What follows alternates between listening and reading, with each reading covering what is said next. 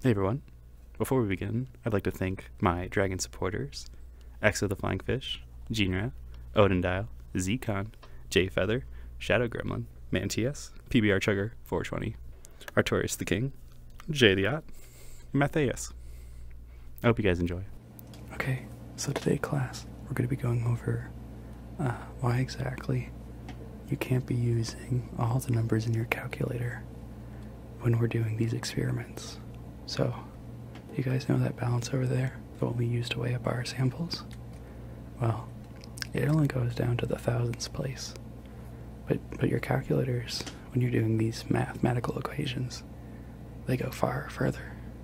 And we can't use all those numbers because our balance over there only goes to the thousandths. So we can only go to the thousandths place when we're doing these calculations. Now furthermore, I wanted to bring up that, yes, please clean up the balance after you're done. I see a lot of sample over there. And you guys just make sure to brush it into the waste bin after we're done with our experiments. Or, no, after you're done weighing up. Because it'll save a lot of time for the TAs when they have to come in here and clean. Now, another thing I wanted to talk about is when you're drawing the benzene ring, you don't have to draw, the 3 lines. You can just draw a circle in the middle. You guys know how resonance works. So all those bonds can move around at once. It'll save you a lot of time because then you can just, write benzene and then the circle. You don't have to worry about, making sure all the lines are there. Okay? Furthermore, I wanted to talk about the situation with the glassware. I wanted to make sure that you guys are cleaning them the best the best way you can. So, I've seen some of you guys use a lot of water on your rinse outs, but you need to actually use a little bit of water, like enough to get all the surface, but not like so much that you're just like filling it up all the way and then dumping it out. You really only need to be using a little bit, and we wash it out 3 times, but you can do it more. In fact, we could do it 6 times and get it that much cleaner. I mean, if there's stuff on the bottle, we're going to have to maybe use some solvents, but water works just fine. Now, you guys have homework. I hope you all did it right, because I saw a lot of you guys come to my office hours. It was very nice to see you all there. I know you guys say that these problems are really tricky, but you just gotta break them down into the appropriate steps, and you'll see them actually on your exams too. We tried to make this lab run pretty well with the course. That's actually why we're not doing next week's lab. We're actually doing a different one, because this one is on your exam. The next week's one is not. And you guys won't need to worry about the report for 2 weeks, because I know the exam's next week. So you guys are probably going to be studying for that. I don't want you guys to be worrying about the lab. But doing the report and the homework associated will help a lot on that exam. So with that being said, were there any questions before we begin the lecture? Yes. That's a very good question. So, we're talking about the stoichiometry of the classic reaction U plus dragon. So U plus dragon, and then you got the triangle down there. The triangle means heat and time. So U plus dragon and heat and time. What are the products of that? Well, the products are Rar and Cuddles. You can be rarred from a dragon, or by a dragon, and you can be cuddled by a dragon. Those are 2 products of this reaction. And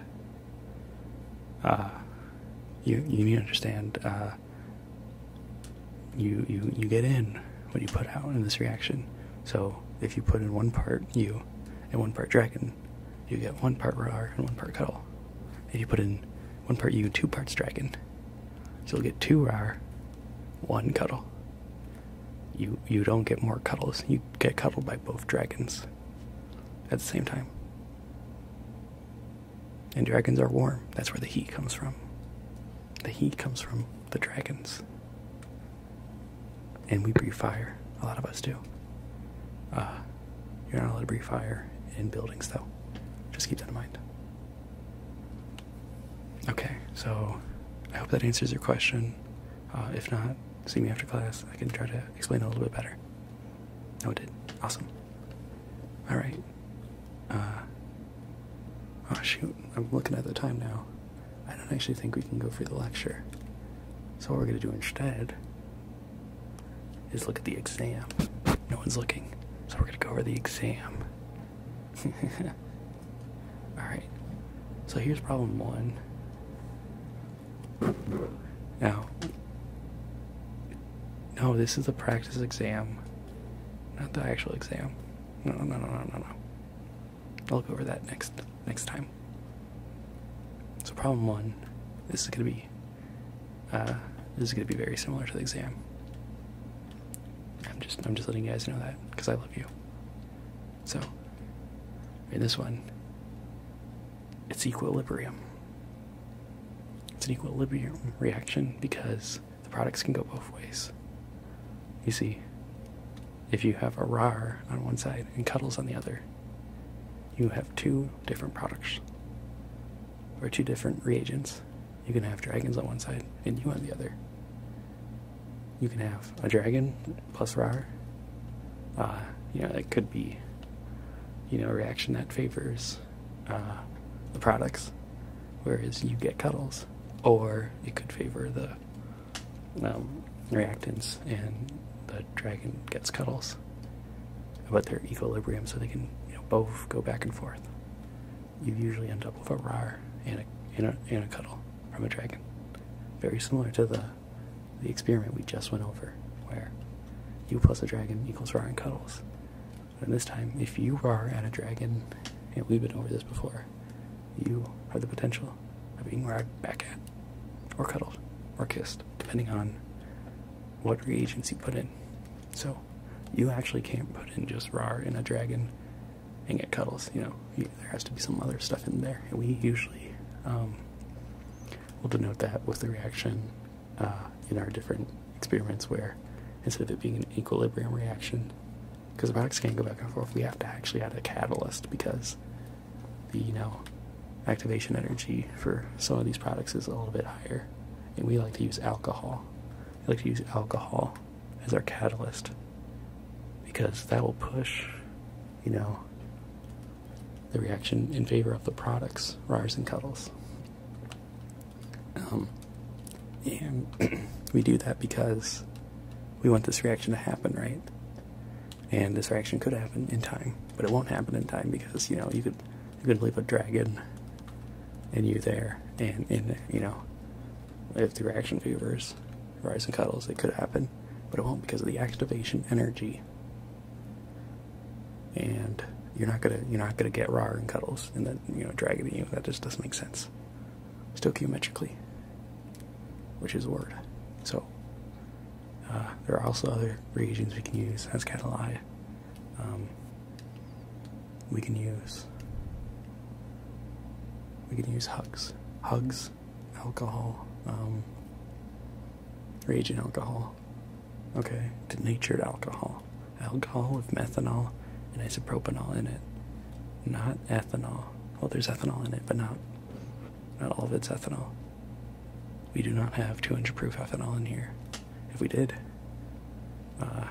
we'd have to have a real use for it, because we can't actually just order alcohol like that, because we have to go for the right taxes. You can't just buy actual alcohol, because there's liquor taxes. But if you denature it, you can use the dragons aren't drinking denatured alcohol. They're not. And you don't want to drink denatured alcohol because of the methanol content in it, and also you got the isopropanol in it too. Anyways, I keep talking about alcohol. We need to be talking about hugs and rars and cuddles, which is what each one of you guys will be getting if you pass this exam with flying colors. Well, it looks like it's about time for you guys to go on to your next classes. So, I'll see you all then. And have a wonderful evening.